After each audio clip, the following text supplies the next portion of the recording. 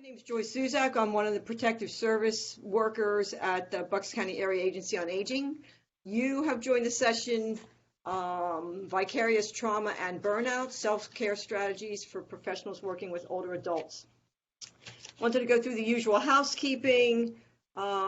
We ask that you keep your speakers muted throughout the presentation. You can leave your video on. That seems to be working out just fine. There are opportunities to ask questions via the chat box, and the presenter, may wish to call on you, and you can unmute your microphone at that point and that has worked out fine in the other sessions. The PowerPoint sessions that are made available to us will be made accessible through the Bucks County Community College's webpage. In addition, each session will be recorded and made available on the college's YouTube page, and that will show up about a week or two following this symposium. Lastly, we remind you that evaluations need to be completed at the end of day today for your continuing ed credits, and those evaluation forms are found at the bottom of the event email that was sent to you. All that said, I am happy to now introduce our speakers, Alexandra Dolan, she goes by Allie, and Megan Johnson. Allie is the Center for Excellence in Advocacy Training Coordinator at the Support Center for Child Advocates in Philadelphia, heretofore referred to as Child Advocates. Allie has a Bachelor of Arts from Notre Dame and a Master of Social Service degree from Bryn Mawr College Graduate School. Ms. Dolan has several years of experience as a child advocate social worker before stepping into the role of training coordinator. She has also worked as a foster care social worker at Catholic Social Services in Philadelphia. Ms. Dolan has extensive training experience at a wide variety of mental health, child welfare, educational, and healthcare settings within the Philadelphia region and at national and statewide conferences. Megan Johnson is project manager for Child Advocates Center in Philadelphia. In this capacity, she develops and delivers training programs to child-serving professionals throughout Pennsylvania. Ms. Johnson has also served as program coordinator for the American Academy of Pediatrics New Jersey chapter. In that capacity, she developed training programs for pediatric healthcare providers, focusing on evaluating and reporting child abuse and neglect cases for pediatric healthcare providers. Ms. Johnson has a bachelor's degree in sociology from Notre Dame with a minor in public policy. She earned her master's degree in public health from the University of Wisconsin. Ms. Johnson regularly trains at agencies throughout Philadelphia region and at national and statewide conferences. Thank you so much for sharing with us today, Allie and Megan. Thank you. Thank you, Joyce, and thank you so much for everyone for joining. I apologize, since I'm sharing my screen, I have a little harder of a time seeing all of you and the chat box, but Allie's going to kind of keep me updated on what you guys are saying, and we really hope to make this session as interactive as possible, kind of to the extent that people feel comfortable. And so again, I hope that you've been sharing something about yourself in the chat box. We also wanted to take some time to, a lot of what we're going to be talking about today is checking in on how we're feeling and how we're responding to the work. So we have these kind of memes, and we're interested to see kind of what best describes you. How are you feeling right now? And again, this is not a value judgment. We just want to be able to kind of practice checking in with ourselves, see how we're feeling. It's okay if you're feeling tired. It's okay if you don't know how you're feeling. But so feel free to kind of respond with a letter in the chat that indicates kind of where you're at now and how you're feeling. I would say that I'm feeling, a little bit of F right now. I feel like a little bit of a lot going on. Not sure what to make of it, but I'm excited to be with you guys for the next 90 or so minutes. And also in recognition that you guys have been in training all day, which is different on Zoom than in person. A little bit about who we are. Joyce, you probably heard a lot about children in our bios. I actually think there's some overlap between what we do and what some of all of you do. So we work for an office that provides representation for children involved in at family court in Philadelphia in terms of the dependency system, similar to children and youth in Bucks County. In Philadelphia, we call it DHS, or the Department of Human Services. And whenever a child is in protective custody or there's an investigation going on and the family has to appear at family court, they are appointed a guardian ad litem. So we definitely come face to face with some of the same issues that you might in terms of safety and welfare. We also work with a vulnerable population similar to you. Megan, you can go to the next slide. We have been doing child advocacy work for over 40 years, and we consider ourselves expert matters in the subject and have a lot of trainings based on that. And one of the trainings that we developed, it's been almost 8 or 9 years now, is in recognizing the impact that trauma exposure can have on professionals and how to take care of ourselves and each other. And so that's what brings us here today. We've done extensive trainings in Chester County with their county services. And so that has brought us to Bucks County from some word of mouth of different county directors of different agencies. And so we've presented at the Office of Drug and Alcohol in Bucks County, and they recommended us to the people at Aging who are putting on this conference today. As Allie had said, that we have extensive experience kind of looking at trauma exposure response, the impact on professionals and professional practice, and that's really what we're going to be talking about here today. We're going to start by kind of defining some terms, identifying what this looks like, and then really kind of setting up this concept of self-care as an ethical imperative, that it's a part of professional best practice and sustainability, and then understanding what that looks like for each of us. It looks different for different people, so we're going to kind of review some self-care practices and apply some mindfulness practices to help support professional preservation. We also want to acknowledge and kind of begin with a few starting points or disclaimers. The first being that we're all kind of living through a collective trauma right now, and we're all impacted by it in unique ways and to varying degrees. Particularly individuals who are in the older population are being, disproportionately impacted by the pandemic. We're also, as a nation, grappling with a lot of unresolved racial issues and racial trauma that have continued and expanded well throughout our nation's history, but they're kind of at the forefront and talking points right now. There's a lot, just in and of itself, going through an election cycle can in and of itself be incredibly stressful. So we recognize that there's a lot of kind of things that might fall both outside of work or have ways that are kind of blending your work and personal life together that are kind of impacting, as we want to acknowledge that collective trauma while we're here today, and also recognize that discussing self-care, while there's nothing in this presentation that's meant to be intentionally triggering, that we ultimately want it to be a message of how you can value yourself and engage in professional preservation as a part of professional ethics. We recognize that discussing self-care in a state of heightened stress can be difficult to do, and so we want to make sure that we're giving permission and acknowledging to kind of listen to yourself, to participate to the degree that feels comfortable to you. We'll ask for a lot of feedback throughout the session, sometimes through the chat box, sometimes through unmuting yourself, and we just want to kind of make sure that we're clear up front that we want you to engage in the way that feels best and most comfortable to you. And so we'll kind of get into kind of what this looks like in the coming slides. But I want to begin with some reflection questions, and you can kind of answer this, with yourself. You can respond in the chat, whatever feels most comfortable to you. Is how many of you feel that compassion is an important component of your daily work? How many of you feel that stress is an integral component of your daily life? How many of you find yourself worried about the individuals populations that you're working with and the situations they may find themselves in? How many of you think about work outside of work hours? And how many of you, and this might even be a better question if we ask someone who knew you or knows you, how many people would say that you have changed as a result of the work that you've done? Whether your outlook on life has changed, how you interact with other people has changed, you're just moodier all the time, whatever it is. Or maybe they find that you're more passionate now. Kind of think about how has the work impacted kind of your outlook and how you're interacting with it. And Megan, we're getting a lot of feedback that people resonate with these questions.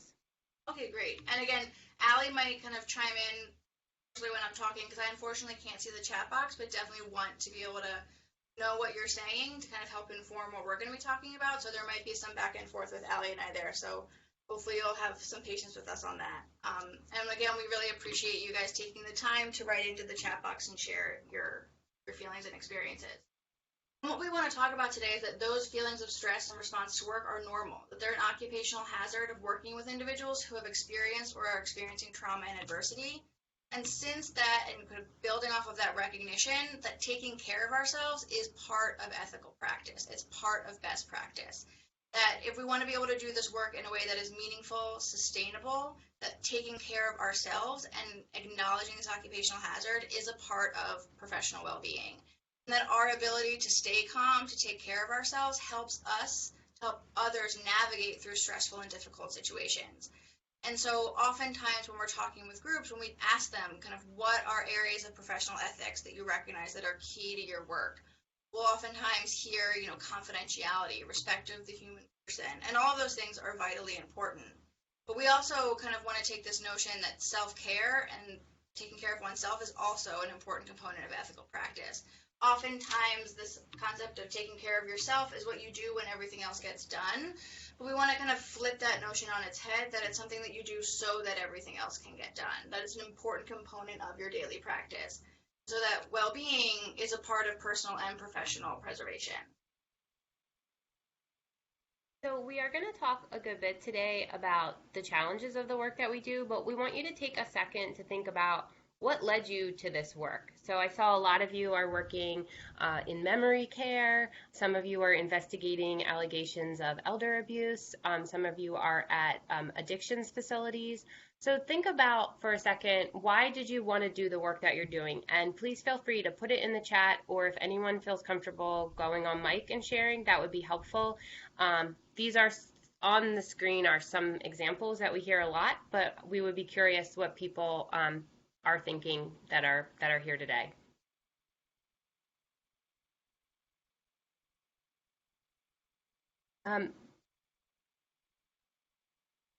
Someone said, I had an experience which led me to this work. I took care of my stepfather who had Alzheimer's, and that's really a beautiful story. Thank you for sharing that, and is a common theme that we hear in this work.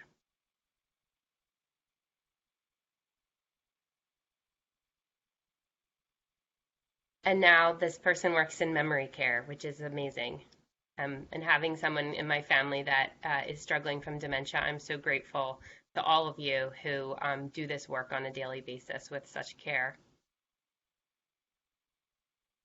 So we're thinking about what brought us to the work, and this was a great example. Megan, can you flip to the next? If anyone now wants to share either in the chat or on mic, what are some of the rewards of the work that you do?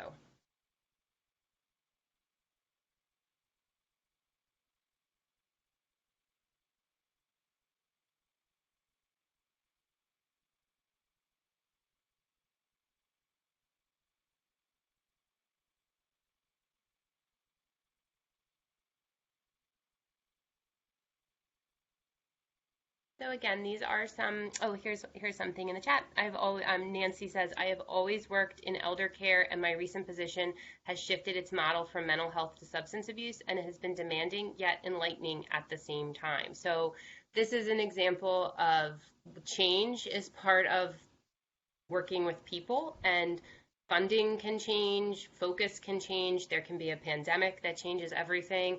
And so it's great that Nancy was able to find a silver lining, and that's actually a self-care skill we're going to talk about, is reframing, of being able to find the positive in situations. Someone said, I use my experience to help others navigate the journey. I like to feel that my work has made a difference, and I've learned so much about life from my patients and clients. They enrich my life. We're going to talk that example from Jane is a perfect example of vicarious resilience. So we're going to talk about vicarious trauma, but there's this sort of light and shadow aspect of the work where we can be impacted by others' suffering, but we can also be changed in positive ways by seeing people respond positively. And some people, Joyce says, I've always leaned towards this intuitively to geriatric work as a kid, as a nurse, and kids not so much. I can sometimes relate to that as well. Although I think I feel the opposite of being drawn towards kids. So thank you everyone for sharing these. So these are all examples of what Megan's going to talk about in the next slide. All right. So we kind of start by asking this question around kind of what brought you to the work and what draws you to the work. And what are your rewards? Because we will be talking about some of the challenges, but we want to remain strength-based. And also, as Allie had alluded to when she was reading some of your answers, which, by the way, were really great, and I thank you guys again for sharing in the chat, is that sometimes kind of connecting to what brings you to the work and assessing that can be a part of self-care, of like actively reflecting on what it is that brought you to the work and what rewards you derive from it. And this is referred to as compassion satisfaction. And that's really the pleasure that you derive from being able to do your work and to do your work well. And oftentimes when we ask this question to attendees, we find that one of the things that they kind of love about their work is the people that they work with, that their coworkers are really a source of strength and a source of kind of passion for them, that there's someone to lean on, someone to talk to, someone who can grow in the work with them, and that they're kind of that camaraderie is a huge part of what people love about the work that they do. And so we acknowledge that kind of successful organizations have high rates of employee satisfaction, of employee compassion satisfaction. And so it's also important to recognize that you can have both things at the same time. Something can be stressful, something can be challenging, and you can be struggling with some of those realities of the work, while still loving what you do and wanting to do that work well and feeling like there is a lot that you get out of that work. And so it's okay to hold those two things at the same time, and that kind of actively reflecting back on what it is that you kind of, what brought you to the work and what the rewards you derive can be a way of kind of mitigating some of those stressful aspects. And so in this next section, we're going to kind of briefly look at kind of what is the impact of trauma exposures on professionals, particularly those working with older adults. And here we have kind of this elephant in the room saying, I'm right in the room and no one even acknowledges me. So a big step into kind of recognizing the need for self-care is recognizing that there is this elephant in the room. There is this impact of trauma exposure on professional competence. So how can we name it so that we can recognize it and work to mitigate it? Right. And the elephant in the room, sometimes I would think for people that work with older adults, is that there is this element of grief and loss in the work, that older adults may be experiencing things that are traumatic for them and their families. And also sometimes the experience of both dementia, disease, illness, growing old can bring up traumas that happened in their past, even in their childhood.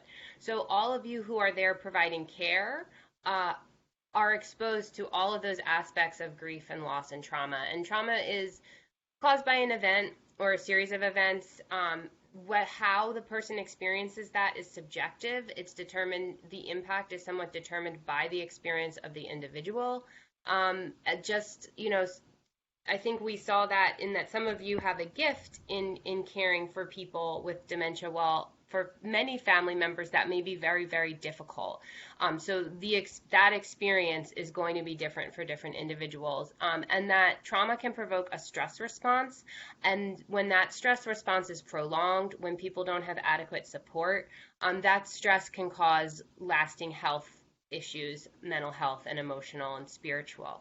And what we are going to try to demonstrate is that while it's secondary, when you're exposed to the trauma of others, you can also have a stress response. And that, again, when we keep pushing through, when we don't take care of ourselves, when we take on more and more, that stress response can have a negative impact on the caregivers.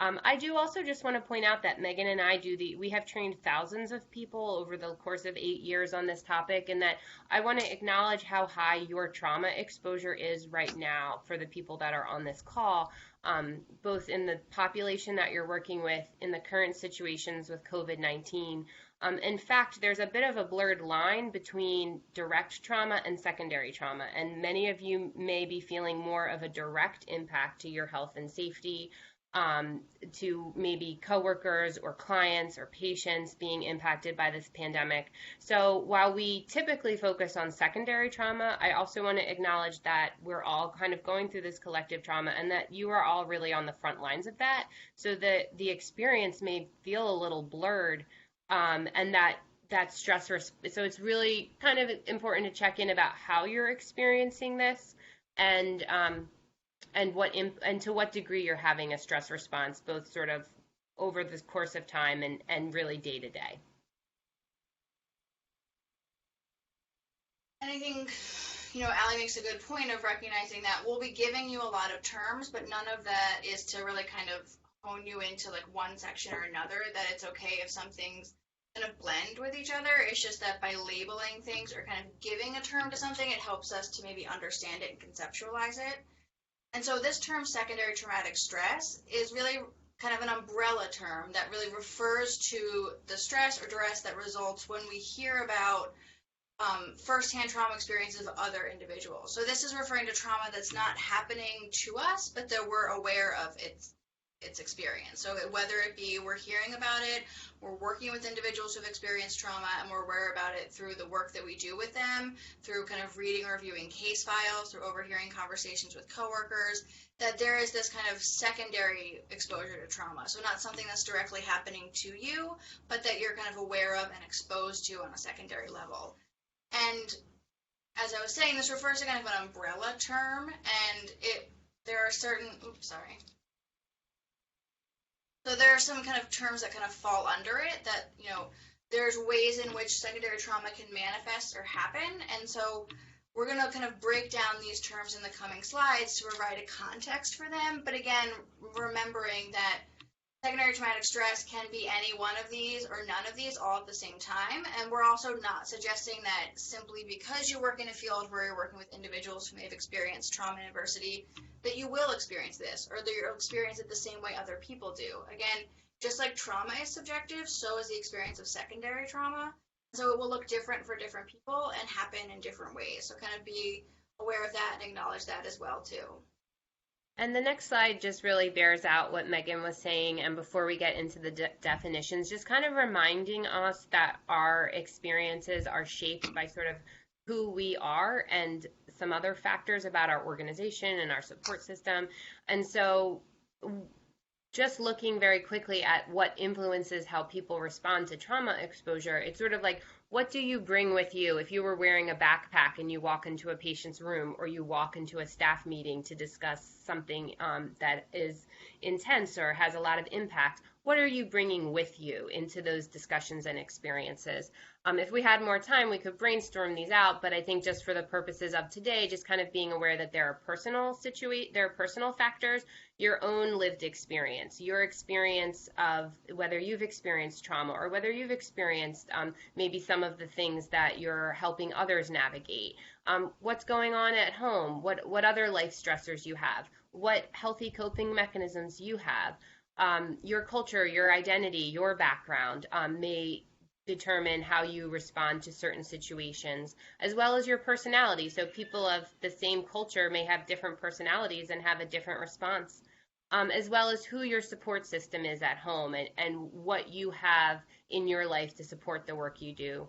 There's also organizational factors, and Megan, I should point out that there are a good number of people in an administrative role on the call today. So you'll see we kind of keep referencing, we're talking about the individual, and then we kind of keep going back to organizations, because a lot of this is really systems based. And so we hope that for those of you in leadership, that this is a little bit of a different take on it, where you're seeing the way the organization is both impacted and can play a role in protecting employee self-care. So there are other factors. So whether it's their first day on the job or they've been working for 10 years and a seasoned veteran, that may influence how they see things. Their role, a social worker and a nurse and an attorney and a case manager, may all just have different viewpoints and pull different things out of an experience.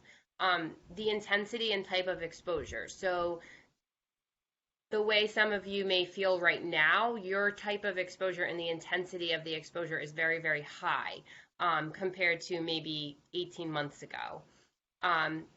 The quality of an employee's training and the quality of their supervision, those can be really strong protective factors and help them feel more empowered to deal with situations, or if they have someone they can talk to, as well as your support system of coworkers at work. So Megan's going to start us off on just defining some terms so that we can recognize when we're having these experiences. And again, this is just to kind of show all the factors at play of how you interact with an experience at work.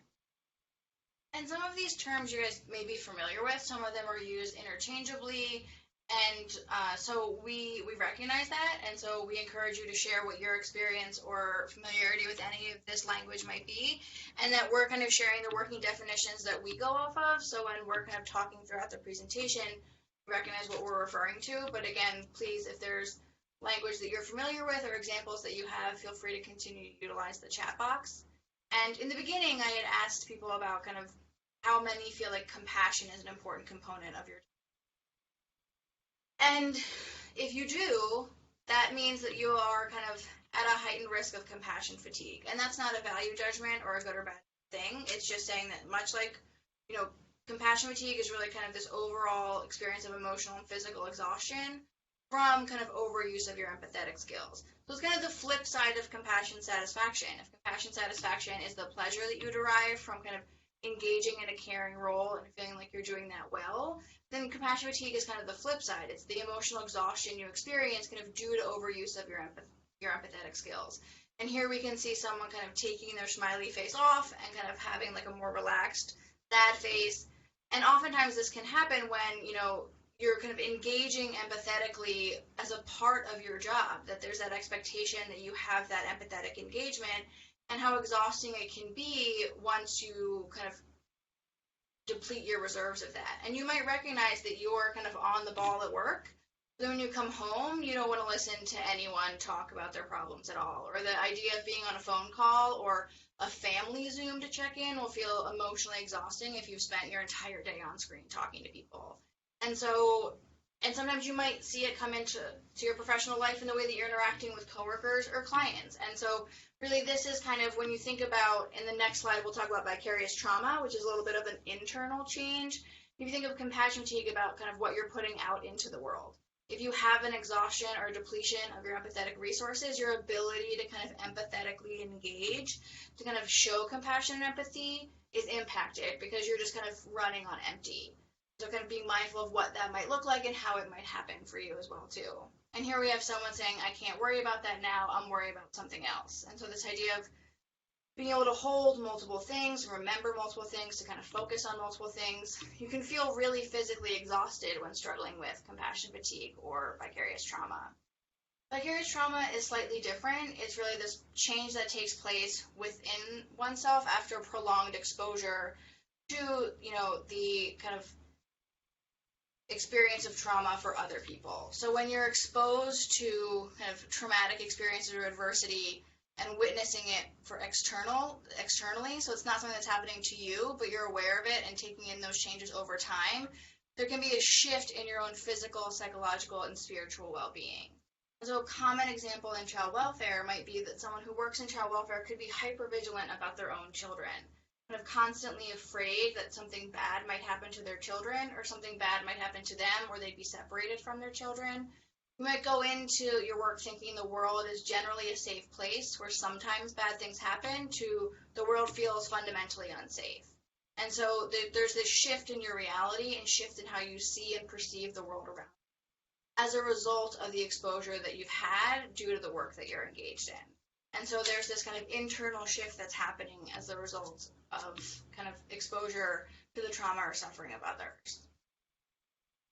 And cumulative stress is a little bit of, if you see passion fatigue and vicarious trauma as kind of trauma-related stress, there's also other job-related stress, kind of making sure you're getting to deadlines.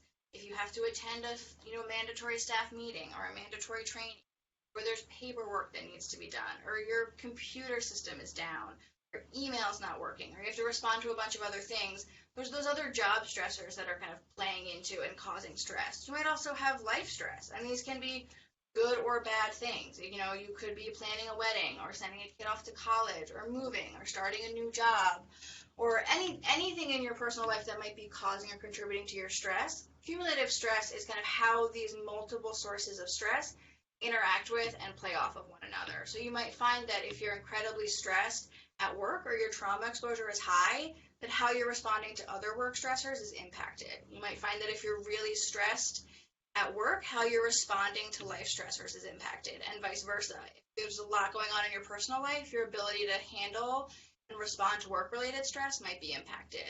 And then, as we kind of talked about in the beginning, there's this added layer of kind of general societal stress. We're in the midst of a pandemic. There's, a lot of kind of societal stressors that we're exposed to ongoing, and those things can kind of impact and, increase our own stress responses as well, too. So recognizing what our sources of stress are, where they're coming from, and how they're interacting with one another is cumulative stress. Moral distress is this feeling of distress that arises when there's a conflict between our values and what we want to do and the reality of work. And this meme here says, I hate when you lose things at work like pens, papers, your hopes, dreams, and sanity. And I can still see up on the chat that there's a lot of, we have ideals and values that lead us to work, wanting our work to make a difference, giving back, sort of being a helper or a navigator through systems. And when we feel either that the system isn't working the way it should, if there's obstacles, that can sort of cause this aspect of moral distress. And in thinking about the work that you do, you may see things that you feel like a resident or patient or person needs a sort of level of care, and insurance won't pay for it. And then that can spark a feeling of distress where you're like, I want to be in a system that's helping this person, and they can't access the help that they need. And so there's a lot of different examples that may come into play with that. There is also sometimes frustration with maybe our laws or systems. When we've trained other professionals that work with aging adults, we do hear this concern that causes distress about safety and about, concern about if the individual's caregivers are taking advantage of them, and sort of how empowered you are to investigate that or to stop that, and that the laws are not the same as they are sort of for child abuse. So that there can be some distress associated with that. And the term for that is moral distress. And moral distress is a very big indicator for staff's feelings of what can eventually lead to burnout. And burnout is really just end stage exhaustion. It's when all of these wheels are spinning and people are having multiple of these reactions, and then there's no sort of support or way of sort of turning down the heat. And so that flame is staying on high, and that's what, the visual really leads to burnout. And so there's a difference between stress, and stressed Eric is there. Burnout Eric is just too tired to even pose for this cartoon. And sometimes burnout can look like apathy. It can look like not showing up for work, coming late. It can look like checked out or cynical. But sometimes burnout can be overwork and, burning the candle at both ends and not setting boundaries and sort of just spreading yourself too thin. So some of those metaphors can also be associated with burnout. One other article, it's by a woman named Danielle Cover, and she calls burnout unprocessed grief. And I thought that was really a compelling term and explanation, particularly for right now, and particularly for those of you that are working with older adults and working in the midst of COVID-19. And that I imagine that, I think we all feel this to some extent, is that there's been a lot of bad news.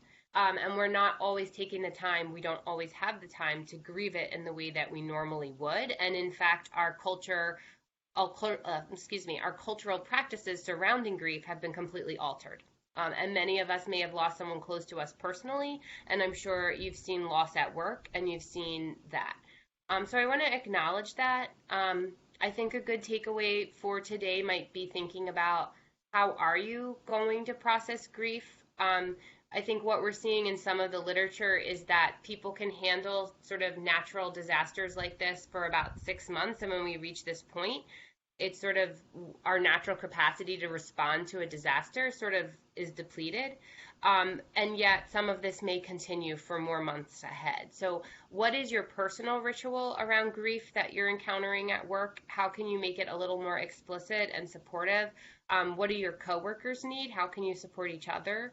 And for those of you in leadership, sort of what official support is available at work? What kind of rituals and routines can you put in place? We did this training at the height of although it looks like it's going up and down now, I was going to say at the height of the opioid epidemic in Chester County. Their drug and alcohol office asked us to come in, and really just because the overdoses were just so frequent that staff really couldn't absorb it, and the news was very difficult. And so something that their leadership took away from our training was that they needed to have some things in place for when staff did receive that news to support both the individual staff member that was maybe working with the person and their team. So just kind of keeping that in mind as we are in the middle of this situation, and kind of thinking about burnout in that way and how we can prevent burnout by sort of helping employees process their grief and as individuals put some things in place. And when we're talking about kind of a lot of these responses to trauma exposure, it's really it's really a heightened sense of stress in ourselves. And so to understand how we can best address that, one, it's helpful to understand, what does stress look like for us? How do I recognize stress in myself? And what's really happening when I'm having a stress response? And so in the chat box now, if you guys wouldn't mind sharing, kind of, what do you feel like when you're stressed? How do you feel physically, mentally, emotionally, spiritually? And then how might that impact how you're responding to your daily life, whether it be your personal life or your work life? And just really briefly, when we talk about stress is a wide variety. A lot of things can cause stress. Some things can be good and some things can be bad. But ultimately, kind of this stress is controlled by our automatic nervous system. And our automatic nervous system has two parts, the sympathetic and the parasympathetic. So when we sense danger, it kind of ignites and activates our sympathetic nervous system, which is often referred to as the fight, flight, or freeze response. So it readies your body for a stressful situation. It readies your body for survival.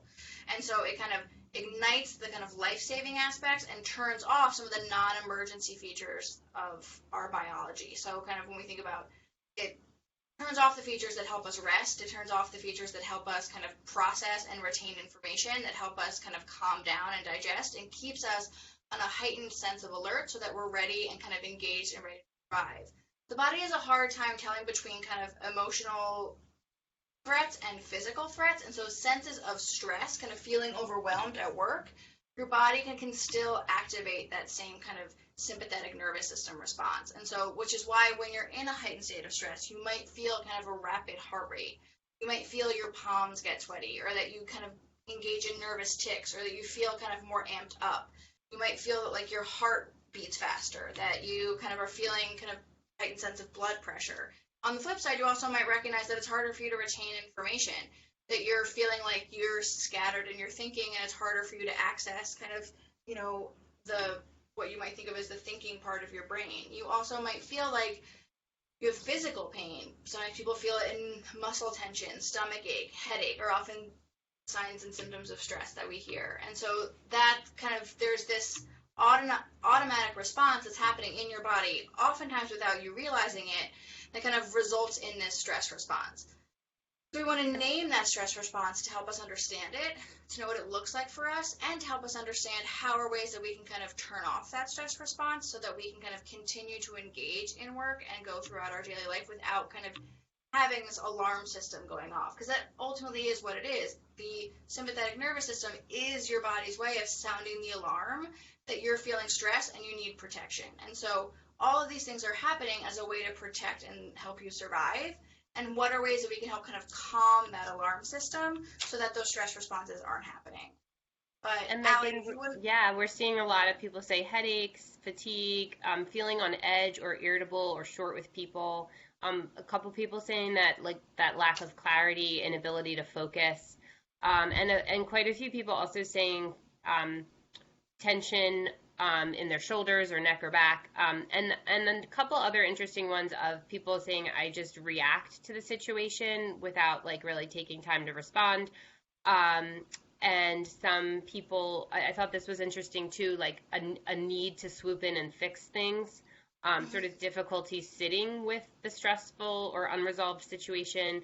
And someone saying it can be scary when you can't focus. And that's exactly sort of the brain, what Megan just described is that the amygdala, the part of your brain that senses danger, is really taking over your brain, and the prefrontal cortex is shutting down, which is good if the stress is a physical threat. It's not as good when we're dealing with these sort of ongoing, ambiguous, and emotional threats.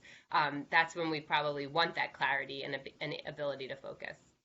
Yeah, and there's Dr. Nadine Burke-Harris has a TED Talk where she talks about this kind of physiological response, and she uses the example that, you know, the sympathetic nervous system is kind of designed to, like, if you're in the forest and you see a bear, you're ready to, like, run and have the adrenaline to run and save yourself, or theoretically fight the bear, which hopefully we're not doing. But she talks about how that's really great if you're in the forest and there's a bear. But oftentimes when our stress response is ignited, we might not be in situations where we immediately need those kind of responses, where we're feeling tense, we're unable to relax, we're having a hard time kind of making sense of the world around us, we're feeling kind of any number of physical, you know, ailments or pains that kind of are the result of this kind of stress response. And it looks like you guys really hit the nail on the head with a lot of kind of these symptoms, and you'll see that they kind of run the gamut, that they can be on both ends of the spectrum. You can feel like you're constantly tired or not able to sleep enough. You can have kind of hopelessness or feelings of cynicism, and some of these things can really be kind of coping mechanisms to not have to feel or take in all of these stressors. People can be hypervigilant or easily angered, easily startled. There can be sometimes, again, it looks like a lot of people are talking about physical ailments, and you know, there's often times where we hold stress in our body, and sometimes that can be end-stage stress, but that's when we kind of realize it, where we're feeling it physically in our body. It makes it easier for us to see it and recognize it. We can also kind of experience either intrusive thoughts or the inability to kind of turn our brain off. Some of this can result in feeling kind of diminished joy in other areas of your life. If you're feeling like, I'm so aware of what is going on, of all the work that needs to be done, I feel like I don't deserve to rest, or there's so much to get done, I feel like it's selfish if I do rest. Or you can kind of engage in minimization, and that could be minimizing the stories people are telling you as a way of self-protection, or minimizing the stories of other people that don't feel as, you know, large as what you might be dealing with in the work or what you might be hearing. And so, for example, if someone's like, oh, I had a stressful day at work, I think Laura Vandernoot-Lipsky, who's an author that we cite throughout this and have her book at the end, will sometimes give an example of if someone's like, oh, I had a really stressful day at work. And you're like, oh, really, did you? Like, how could you? Like, you don't even know what stress is if you knew what I dealt with on a regular basis. So you might minimize in a variety of areas of your life when you're kind of in that heightened state of stress. And here someone's saying, you know, Thursday's out, how about never? Is you? As someone who's had to do a lot of scheduling in my position, I've certainly reached this level of kind of stress and frustration where there's so many things up in the air, it feels like it'll never happen. You're like, why don't we just never do it? It feels impossible. And the idea of having to kind of go back to the drawing board and look at things again feels that much more exhausting. And so I don't know if people were able to share about impact on professional competence, but I think a lot of these things tie into one another. And so when you're, oh, sorry, Allie, were you going to say something? No, I was just going to say, no, I don't think, so I think if you want to put in the chat, how does this impact you at work? Some of you did say irritable, but beyond that, are there other examples of how you see this impacting your motivation or how it impacts you at work?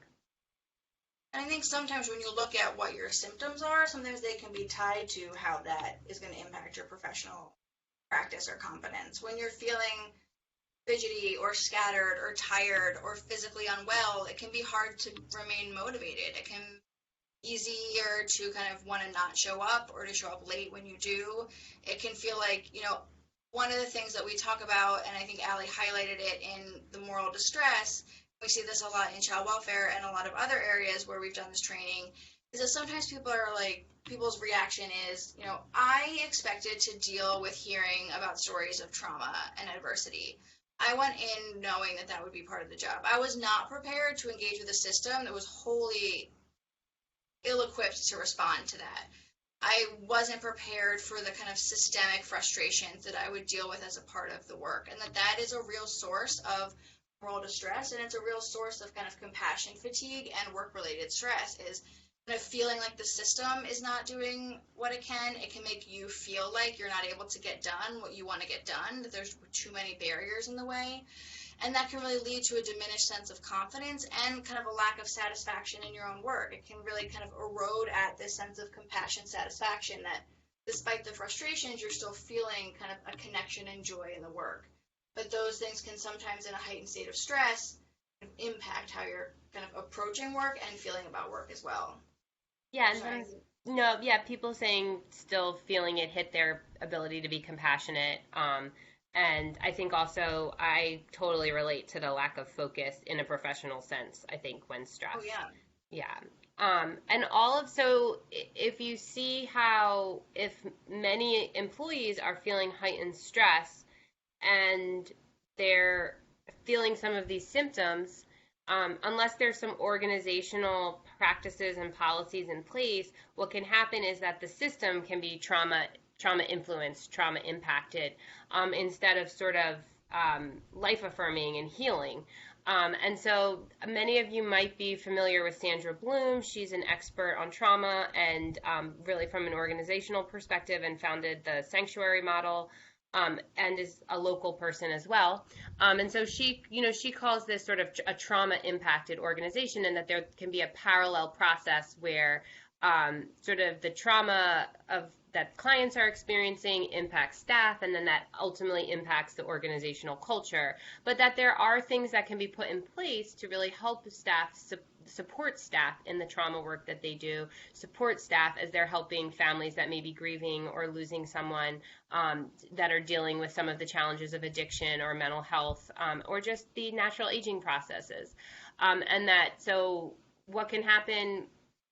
So sort of in general, Megan, you can kind of click through, as I said, when an organization is trauma impacted, usually this is a little bit of a faster spin, is just basically that trauma then can kind of get passed back on to the clients, where they come for help or housing or medical care, and they may not be treated well, or they may not get the help that they need when an organization becomes trauma impacted. So just a different lens to kind of look at trauma, organizational dynamics, and to also just see the importance of having an organizational response to to trauma and to staff burnout and vicarious trauma.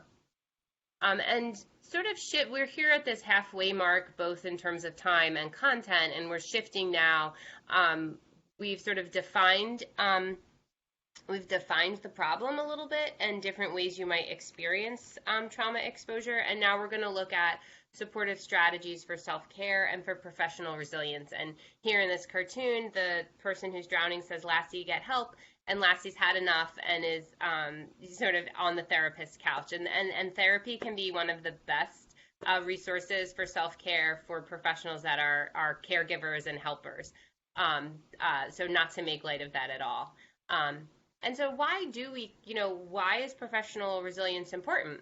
And I think about self-care and some organizational practices that encourage self-care as sort of these supports to a tree, so that the tree can grow healthy and have, if your career is a tree, sort of have a long career that's healthy and life-giving and impacting other people.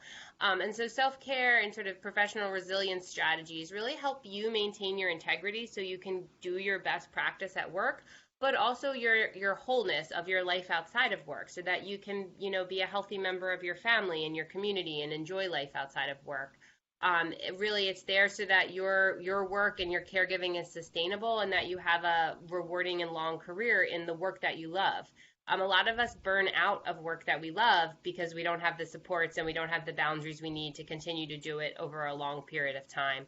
And again, it goes to that concept that I referred to earlier of vicarious resilience and healing, so that we can really find the joy in the work, and we can be changed in positive ways by our experience with clients and patients, and really grow from that as individuals. And the reason why we do kind of engage in a lot of that self-reflection in the first half of this presentation is really that self-care requires self-awareness.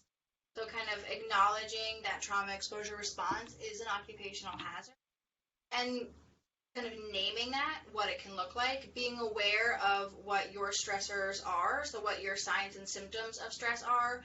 One question we'll normally ask, and I'm realizing that we didn't ask it here, but I would encourage you to engage in some self-reflection of where are times that you find yourself to be most stressed, where do you find stress to be highest, what are sources of stress for you, and so how can you kind of acknowledge that, in the beginning of this pandemic, even though we would do, in-person trainings all the time, I would always get very nervous before a Zoom call. And I still sometimes do, especially if we're on a new platform or it's a new audience. So recognizing that new platforms and audiences can be kind of put me in a heightened state of stress, I'll make sure I clear my calendar a half hour before that, so that if I can, I'm able to kind of ground myself and prepare for the training so that I'm not kind of starting a stressful situation in an already heightened state of stress. So what are ways that you might be able to, recognizing that you might not be able to prevent yourself from engaging with hazardous, stressful material if that is kind of a part of your work, but how can you better kind of understand it, label it, so that you're better able to prepare for interacting with it so that it's not kind of increasing or stress.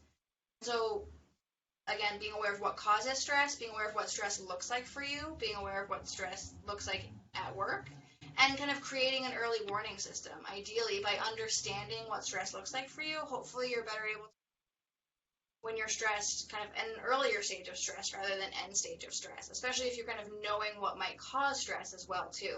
So it's about kind of being reflective of how does this impact me, what does it look like for me, and how might I be able to recognize it earlier? Because we all have different sources of stress, responses to stress, so it involves kind of this active engagement in self-reflection to know what works for you and what you might need and what this kind of self-care process looks like for you.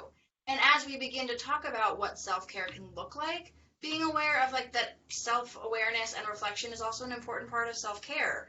Be aware of what works for you and what doesn't work for you. Allie and I do this training together all the time, but we have very different self-care practices, and that's okay. And sometimes it's trial and error of what works for me and finding out, what doesn't work for me. And so it's okay if some of the examples that we say might not resonate and others might. And so sometimes it's about kind of getting a sense of what works for you and what doesn't, and all of that involves kind of this constant engagement and self-reflection of kind of what the impact is, what it looks like, and what's working. Heather left a really great comment that I'm going to come back to in I think the next slide, Heather, because I think your point makes the point I'm trying to make even better than I could. But first, I just want to describe this concept of a window of tolerance. It was coined by Dr. Dan Siegel and Tina Bryson.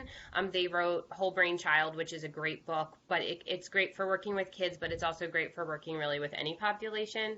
And it's really just this idea that we all have a state of calm called our window of tolerance, and that stress can pull us high, where we kind of get frantic, angry, irritable, reactive, or it can pull us really low, where we might get depressed, numb, cynical, unmotivated, feeling unconfident. And so, again, I like this visual. I like the emojis. I feel like I've sent a lot more of the emojis at the top than I ever have before in the last 6 months. And so it kind of gives you a way of recognize both your feelings, but also your nervous system. Are you in a fight or flight kind of frantic mode, or are you in sort of a freeze and kind of low hypo sort of a hypo mode where you're low, and then how you respond, your strategy to respond to that is going to be different, whether you need to calm down or whether you need to rev up a little bit.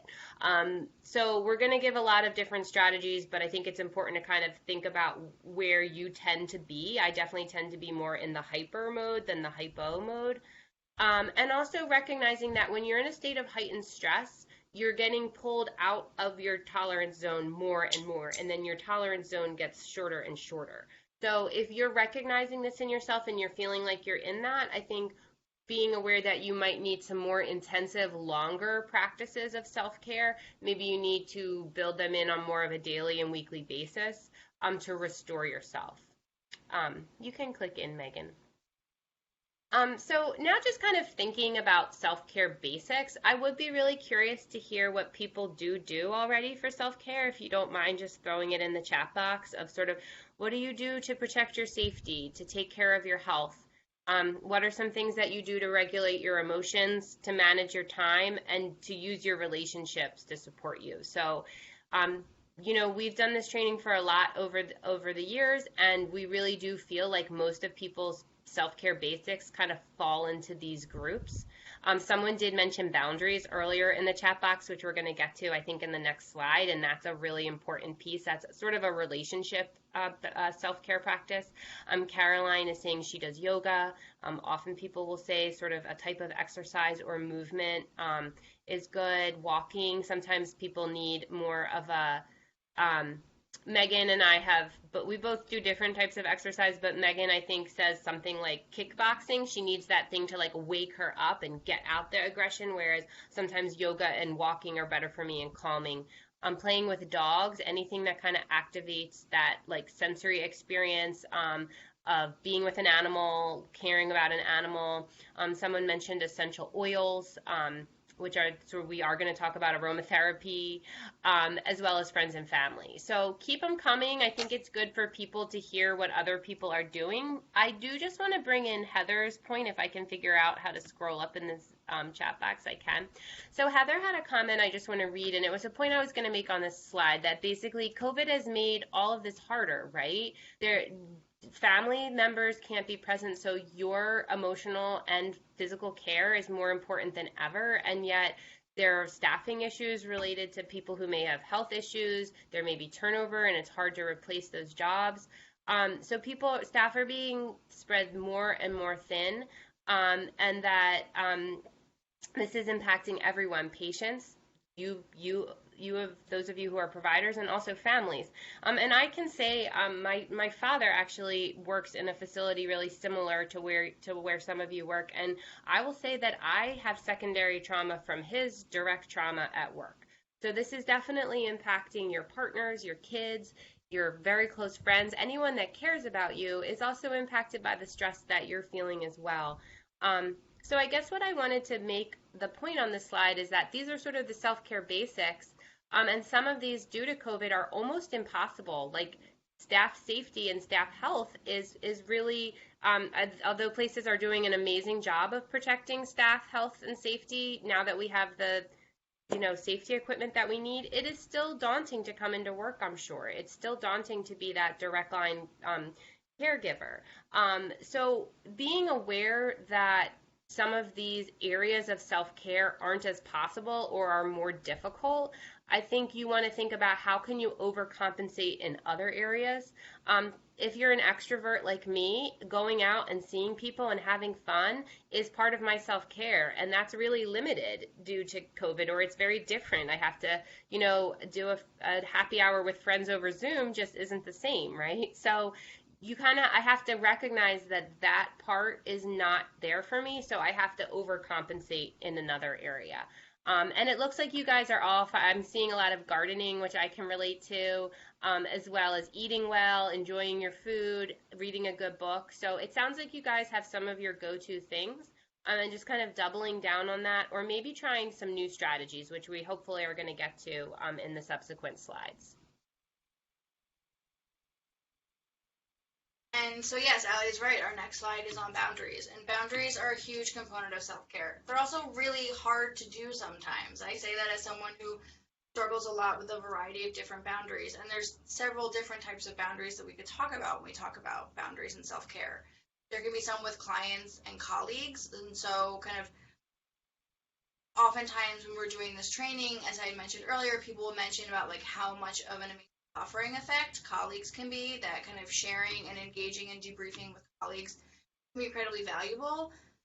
Sometimes it can also become a continuous feedback loop where if you're feeling really stressed, talking with a colleague and hearing their story of stress can just increase your state of stress. And so figuring out how you can be a source for colleagues and how you can kind of continue to engage with colleagues, but also keep and maintain proper boundaries. Engaging with clients, I know that in our office, sometimes accessibility to clients outside of the 9 to 5 workday is something that comes up, but I also recognize that not everyone works in a 9 to 5 workday. Not everyone has kind of very clear boundaries around their job role, whether it be kind of what their role is and what their task is, or the time that they're on and the time that they're off. But any way in which we can kind of create those boundaries and then communicate those boundaries to people that we're working with is an important component of self-care. Kind of acknowledging how you can set up those boundaries, whether, again, it be around your job role or your job capacity or kind of your time on and your time off. And I think, again, this idea of kind of protecting work-life balance really blends into this time on, time off thing. And that it's easier said than done. I know in the beginning, and I meant to cite that those 4 questions I asked in the beginning are based off of Laura Vanderlipsky, Francois Mathieu, and then a presentation we saw from, I'm blanking on the organization, but it was domestic violence shelter, about kind of like, do you feel compassion? Do you think about work outside of work hours? And that, we can set physical boundaries between work and personal life, but are we thinking about work? Are we worried about work? That's also a way that things can kind of creep in and kind of those boundaries can be kind of more malleable. And I say that as someone who definitely struggles with it myself, that it can be hard to really separate work and personal life. For people who might be working from home now, work is home and home is work. And so that line is more blurred now than ever. And if we have work email on our phone or easy access to work, it's really hard to quote unquote turn work off. And so thinking about where are ways in which, setting up a boundary might be beneficial for you? Where are ways where you feel like you're being pulled too thin or pulled into any directions? And is there a way that kind of setting up and structuring boundaries might help with that, might help kind of that feeling of being pulled too thin or being pulled in too many directions?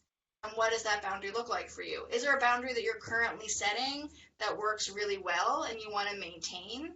And what does that look like? And so if people want to, again, as Ali was saying, we learn a lot from people in the sessions, and we know that attendees learn a lot from hearing what their colleagues and coworkers or other people in similar fields are doing. So if you have boundaries that work really well for you and want to share it, and again, we recognize that some boundaries fit well within some organizational cultures based on what work you're doing, and others, those boundaries aren't really realistic. We one time did a training where we recommended taking a lunch hour, and we learned pretty quickly that lunch hour was not something that was available to staff. So kind of recognizing what are realistic boundaries, what does that look like in your role, and how might you be able to implement some to kind of help protect your work-life balance. And Megan, Heather had a really great point that again, things have shifted with people working from home, and it can be hard to set boundaries when you're working remotely. And I can completely relate to that. Yeah, it's hard because, for a really long time, my desk was my kitchen table. So when I would stop work and eat dinner, I was still very much at work. It was hard to kind of separate those two things. I think that's a really valid point. I think studies have shown that people, after the COVID-19 pandemic, people were working on average like 8 or more hours a week, and that was like on the conservative end. And that would be either because people were working from home and it was harder to set up those boundaries, or people who were going into work were facing systems that were under-resourced that didn't have enough people to cover shifts, and so people were taking on more. So there was a sense of that people were in a higher state of stress and overworked, in addition to kind of the stress of the pandemic as well. So thank you, Megan, Heather, Yes, thank you, Heather. And I did just we're going to give some mindfulness strategies at the end. And I don't think that we've made it explicit in the presentation before, but they can be really helpful in setting those boundaries in terms of, like if you are having intrusive thoughts about work, you can't stop worrying, kind of coming up with a breathing exercise that can help, or there's some meditations. If I can figure out how to Google and put it in the chat box, I'll do that. Or even just a visualization of kind of picturing yourself turning off the light at your office and walking away from it, as well as some reframing, which we'll get to. And as well, someone mentioned essential oils or aromatherapy. I've heard some people that are working from home might have a scent that they use while they're working, like a peppermint or cinnamon, and then a scent that they have when it's not work anymore and it's time to relax or have fun. So those are just some ideas that you can kind of reinforce the habit of boundary setting. Yeah. And I think part of, and in addition to kind of boundaries and a lot of other things that we'll be talking about, asking for help is an important component of self-care. And what, help looks different for different people. So whether that be through kind of seeking professional help through therapeutic services or mentoring services, or kind of supportive relationships both inside and outside of work. If your job offers supervision, how structured is that supervision? Does it kind of incorporate questions around how you're responding to work-related stress, what your current stress levels are? Is that something that's kind of normalized at your office and talking about it, or is that something that is not kind of openly talked about? Kind of being aware of how are you communicating with your support system, how work or, stress affects you, both your support system at your work and then any kind of external support systems. Obviously, being mindful of any confidentiality issues, kind of how are you able to kind of communicate with your support systems how stress impacts you, what you might need, what support looks like for you right now. How are you kind of building in those kind of supportive relationships to help your response? Because we don't really respond to this on our own. There's a quote from Brene Brown that talks about how, oftentimes we divide the world into two groups of people, those who give help and those who receive it. But the reality is that we're all a mix of both, and that just because we might identify as helping professionals, and oftentimes when we ask the question of what drew you to this work, there's a real high correlation of like being called to this, of seeing yourself as a helper. But it's also important to acknowledge that helpers also need help. And so what does that help look like for you? How are you able to ask for it, and how are you able to get that support? And that is an important component of self-care.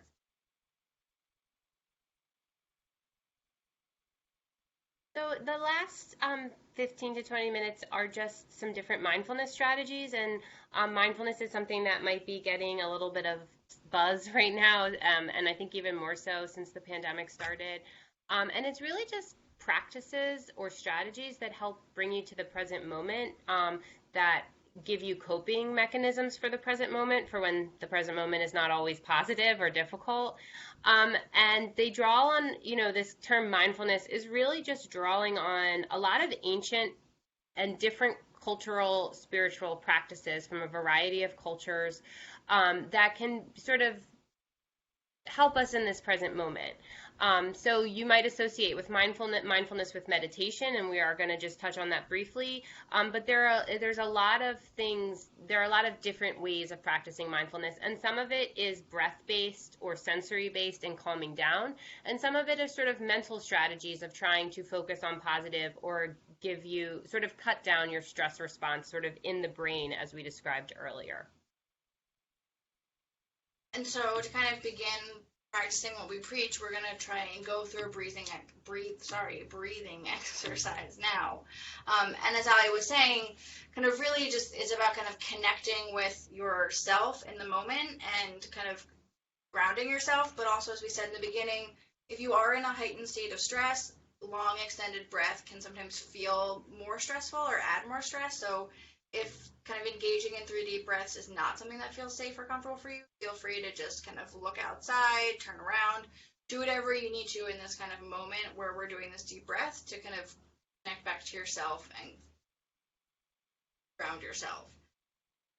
And so we're going to do 3 deep breaths, and they're on the 4 count. So you're going to inhale 4, hold for 4, exhale for 4, and we'll do that 3 times.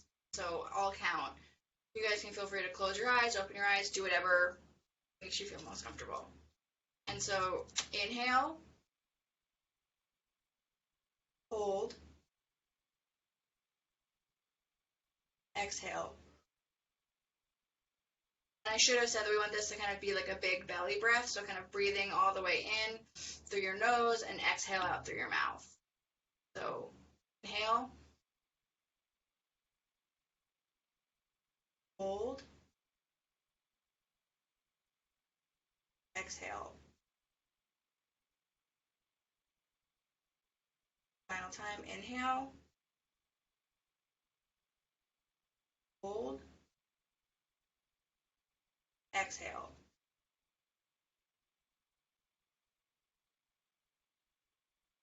And so first of all, that also is participating in meditation. I know that when people think about meditation, they might think of kind of really prolonged experiences of kind of silence and breath work. But meditation can be just taking the time to engage in 3 deep breaths. And science shows that 3 deep breaths helps to regulate and reset the nervous system.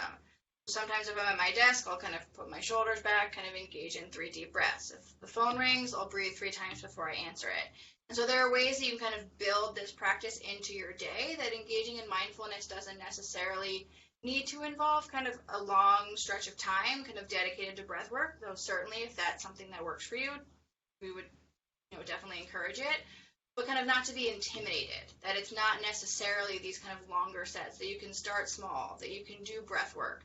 One of my favorites is a body scan, so we tend to hold stress in our bodies, so kind of just thinking of relaxing your jaw, pulling your shoulders down, kind of anywhere you kind of go from the top of your head to the bottom of your toes, and kind of just actively loosen up all of those muscles. And we'll often be surprised at how much tension we're holding. I mean, I'm in the middle of a mindfulness presentation and my shoulders are all the way up here. So it's easy to kind of get in that stressful state. And so just actively being like, great, relax your jaw, relax your shoulders, and recognizing how much tension we're holding in the moment. You can also kind of do it with movement. As Ali was saying, when we're talking about the window of tolerance, sometimes we think of calming ourselves down. But sometimes to bring us to a sense of calm, we have to just kind of complete that cycle. So sometimes you need to shake it out. You need to walk. You need to go on a run. That's why sometimes that body movement can bring that sense of peace and calm. It's kind of taking that hyped up energy and kind of releasing it and bringing it out. The children's singer Raffi talks about shaking your sillies out. Sometimes you just have to just move it. That movement helps that tension leave your body, and that can be a way of kind of connecting and grounding. Also want to point out that there are plenty of places that can give guided meditations that can, if you kind of feel like I have no idea where to start, which Ali and I have been in, and I still sometimes am, that there's a lot of places that can offer guided meditation based on your interest, based on your experience, based on the type of kind of breathwork or meditation you're interested in doing, and that these are great places to start. YouTube, you can basically search anything and it'll show up a video of kind of, if you're looking for a 5-minute meditation for, that involves music or, whatever it is that your interest is, that you'll likely be able to find it and kind of cultivate that through whatever feels best and most comfortable for you. And then as Ali was saying, that there's also, mindfulness isn't only through breath, that it's also through kind of connecting to our other senses as well. It can bring us back into the present moment, to awareness in our body and our space. And so sometimes that can be through engaging in laughter, through watching a funny video, taking the time to just kind of break from that silence and let your body laugh. People can engaging your auditory senses, so whether that be kind of listening to white noise or a certain type of music or a podcast or just silence, that kind of connecting to what you're hearing can be a way of kind of grounding yourself. Being engaged with kind of soothing sounds or smells, or it's blocking my image here, so I'm just going to look at food, sorry. Mindfully kind of drinking a hot cup of tea or a cold soda, it can kind of ignite multiple senses of the feeling of warmth, the smell of the tea, the calming sense of drinking a warm drink.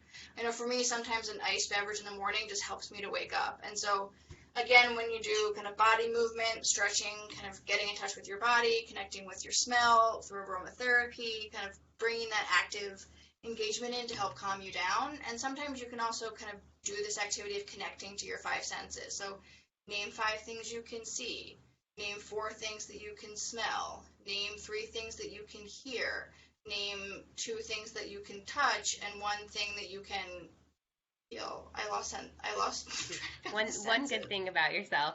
Yeah. And 1 good thing about yourself. Sorry, I lost track of the senses. But just a way of kind of naming the things that you can feel, see, hear, and touch, and kind of bringing yourself back to your own.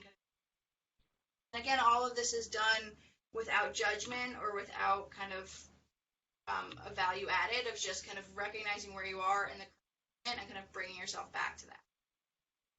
And gratitude practice is another technique that kind of falls under this umbrella of mindfulness terms. And it's actually one that has a ton of research associated with it, of sort of personal emotional benefits.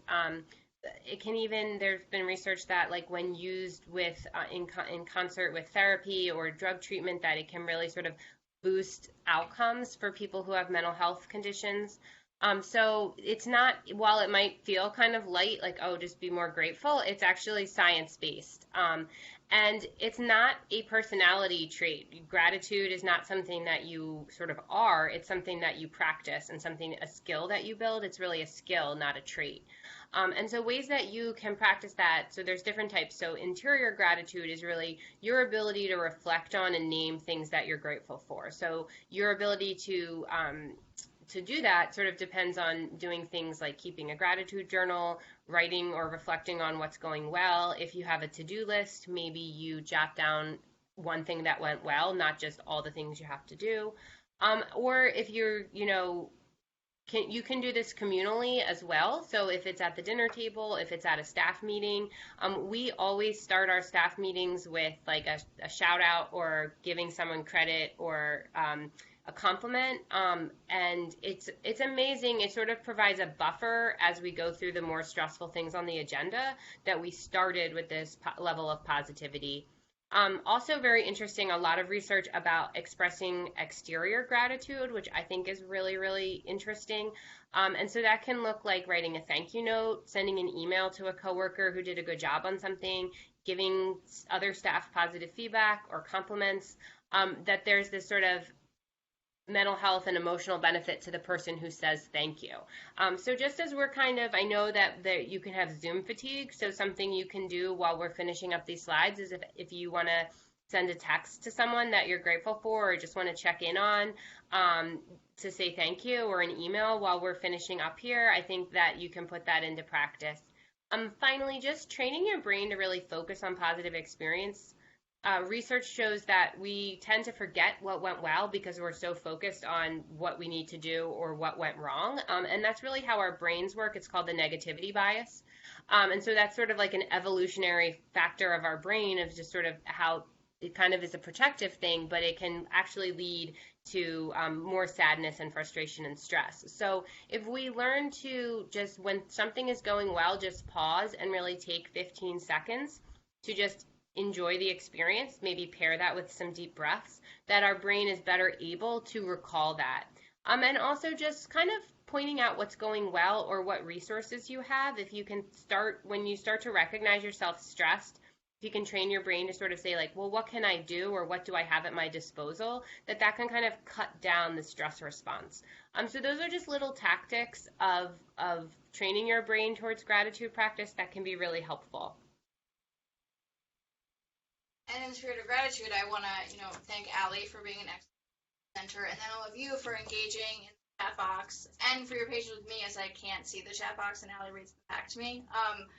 But yeah, we're really grateful to kind of have the chance to be with you here today and kind of learn about what you're doing, and grateful for everything that you are doing. And just to remind you that, your wellness is important to you being able to do your job well, and that your wellness is important irrespective of your, that, you taking care of yourself is of importance and it is valuable. And that oftentimes we can get kind of in the mindset that there's so much that needs to be done, there's so little time that there is to do it, there's not enough people to get it done, that it's hard to kind of take a step back and to recognize what we might need ourselves, and to give us permission to kind of slow down, that we're in a very fast-paced world in a lot of ways, and so sometimes the value of slowing down, what we need, giving ourselves permission to start small, to do what we need to do for ourselves, and to recognize that this change can take time, and that it takes time for this change to become a habit, and that to kind of be thinking about what it is you need for yourself to help, and that kind of give yourself the permission to be a novice in it if this is something that's new to you, to kind of work through it, and that there's value in that, and having patience and understanding with yourself. And so I know that we're kind of coming to time, and since time is a boundary, we want to be respectful of your time today and the the time allotted for the symposium, but wanted to leave you with a sample reflection that can be helpful to help guide you either as you start your day or as you end your day, of kind of what am I grateful for today, who am I checking in on or connecting with today, what expectations of normal am I letting go of today, how am I getting outside today, how am I moving my body today, and what beauty am I either creating, cultivating, or inviting in today. So with that, I thank you so much for being here. And oh, Allie, is there something else? Yes, I am going to put our emails in the chat box. We can do this presentation, or we have a lot of other versions of it in terms of more on mindfulness, more opportunities to practice some of the strategies. We can also do something for supervisors and sort of administrators or leadership. So please do be in touch if there's anything or any other feedback. Megan, Jane asked if you could go back to the reflection for a second. Oh, yes. Sorry. And we will provide our PowerPoint to the organizers so that they can share it on the website. And also, we will provide a very lengthy resource guide of a lot of different mindfulness websites, apps, practices that you can use and share with coworkers. But thank you, everyone, for the really, really important work that you do. I say that as a family member of someone who is in a facility similar to someone as yours. I say that as a family member of somebody who's an administrator of a facility such as many of yours. So thank you for all of the work that you do. And please take care of yourselves. Somebody mentioned in the chat how important sleep is, and I feel like that's a really good, sometimes we just need to focus on the basics in a time of very heightened stress. So if that's one takeaway of focusing on sleep, on how you're eating, on getting a little bit of movement and just taking care of your bodies, that might be all that we can really leave you with, or that might be what you can do in this situation. So thanks for being active on chat. I feel like I learned from all of you, and enjoy the rest of the presentations today.